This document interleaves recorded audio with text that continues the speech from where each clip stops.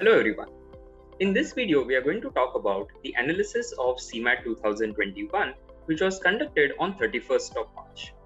We will talk about the overall analysis, the difficulty of individual sections, and what kind of questions were asked, and we'll also understand the cutoffs that one can expect for some of the institutes. Let's get started. Speaking of the overall structure of the test, you had 4 sections, which is quantitative techniques and data interpretation, logical reasoning, language comprehension, and general awareness. In each of these sections, there were 25 questions, and each question carried 4 marks. If you look at the individual sections now, the quantitative techniques and data interpretation section can be considered as a moderate section, wherein 18 to 20 attempts can be considered good. In terms of logical reasoning, because it was slightly easier than quant, one could have attempted around 21 to 23 and will put the overall difficulty as easy to moderate. In terms of the language comprehension section, it was slightly easy. However, because there were some tricky grammar questions and fill-in-the-blank questions dependent on vocabulary, one could have been a little conservative here, and an attempt of 17 to 19 can be considered a good attempt.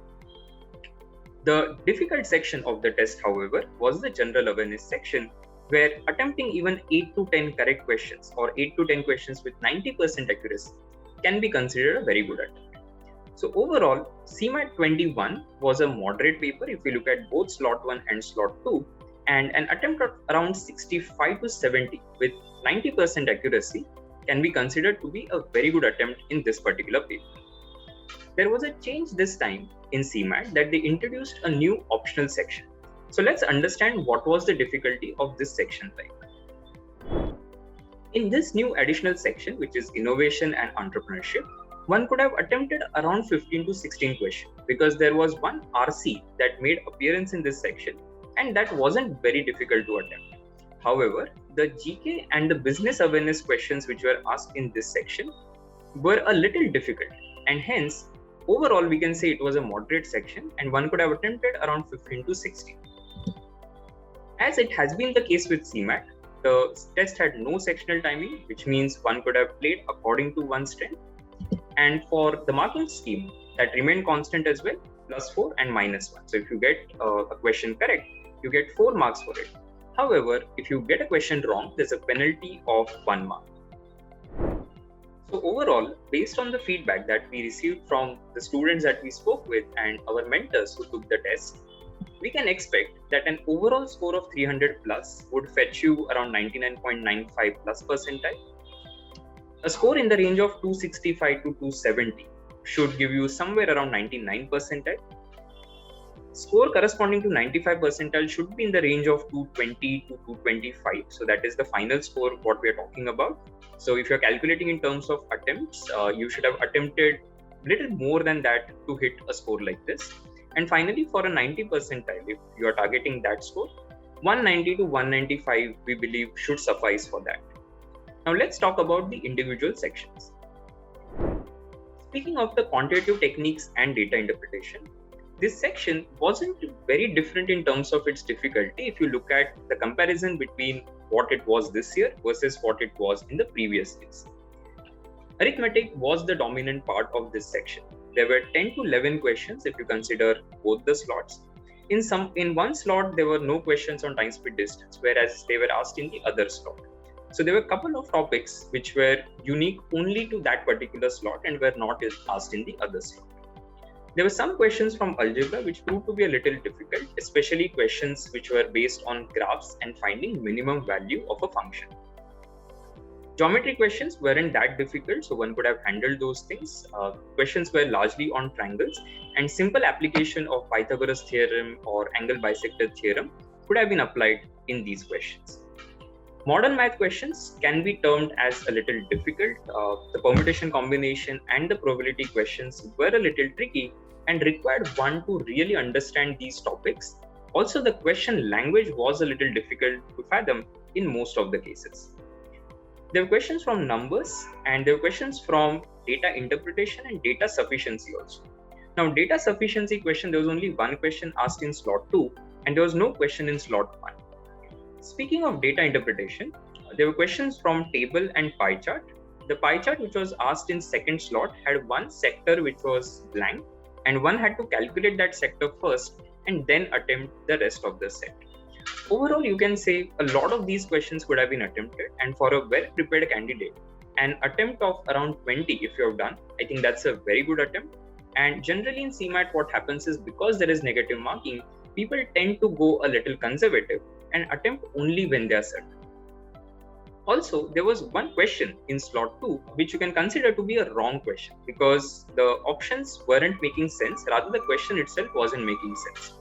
And students also reported some wrong questions from other sections, and we'll talk about that as well. Let's now move to logical reasoning. The logical reasoning section was a mix of verbal reasoning questions and non-verbal reasoning questions.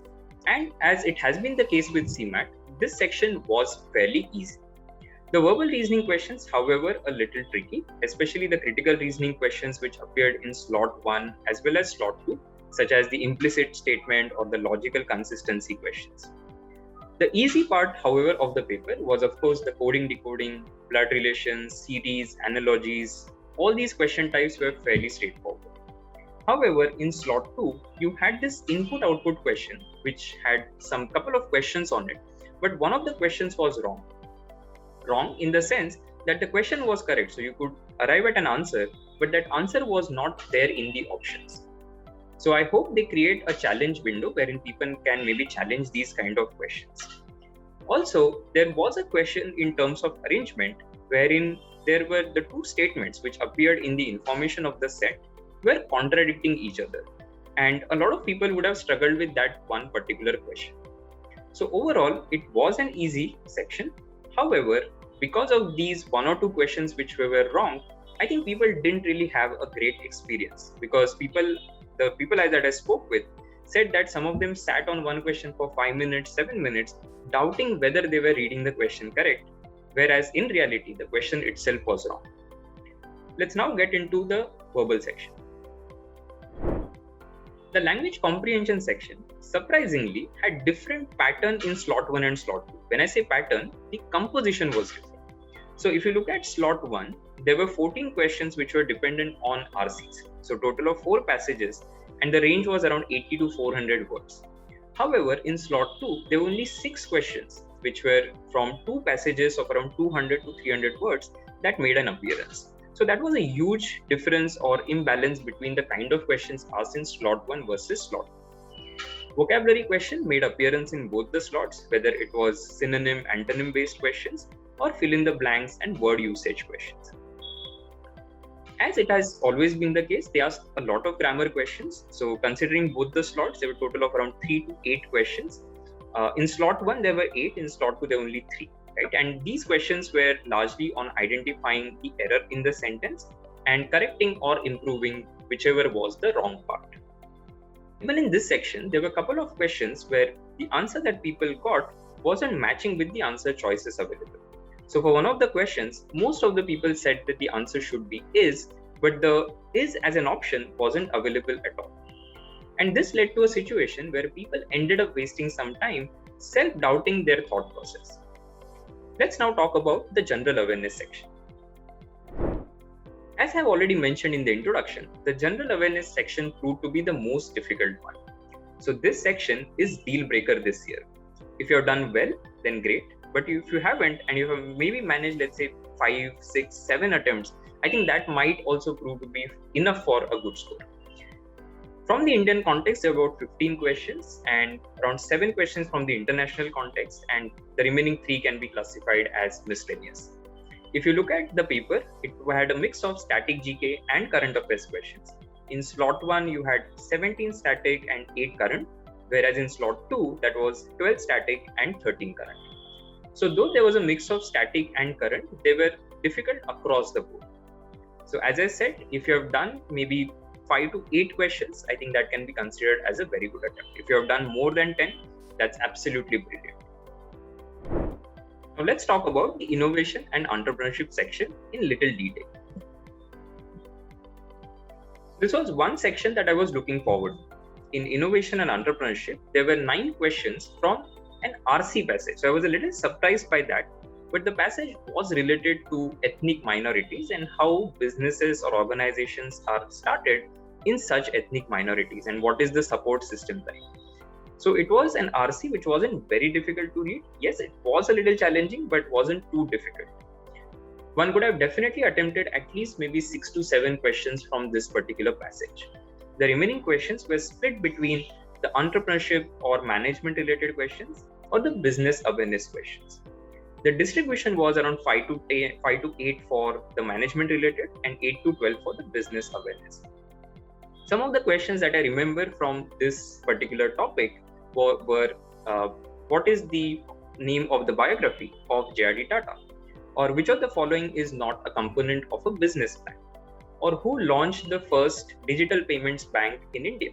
So these questions tested your understanding of the innovation and entrepreneurship in general, but also were related to the business or the management side of things. So as we discussed in the beginning, around 15 to 16 questions if you have attempted in this section, that's a very good attempt.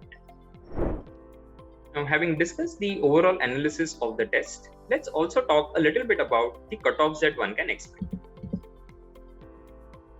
So if we go with the historic data of cutoffs of various colleges, KJ Somaiya is generally around 95 percentile, Wellinger is around 85, Great Lakes and NL Dalmia tend to be around 90 percentile with respect to their CMAT cutoff for the PGDM programs that they offer, and same for NIBM Pune, which generally closes around 90 to 93 percentile. So if you're targeting some of these colleges, those are the scores that you should be looking for. Let's also talk about what are the MMS cutoffs if you're targeting some of the colleges through the All India seats. So students who are, maybe you're a Maharashtra student or a non-Maharashtra student, it doesn't matter. You can apply for All India seats that are reserved in every college that offers MMS, which is the Master of Management Studies program offered by the University of Mumbai. So if you're targeting MMS seat in the All India category, JBMS generally closes at around 99.99. Very rarely it has gone to a 99.98. Sydenham around 99.96, Wellinger around 99.89, and Pumba 99.65. You will see that these cutoffs tend to be on a higher side because the number of seats that are reserved for All India is generally very low, which is about 15% of the sanctioned intake. So that was the analysis of CMAT 2021. I hope you found this video useful. Make sure that you subscribe to our YouTube channel if you haven't done already, and stay tuned for further updates regarding CMAT and all the other entrance exams.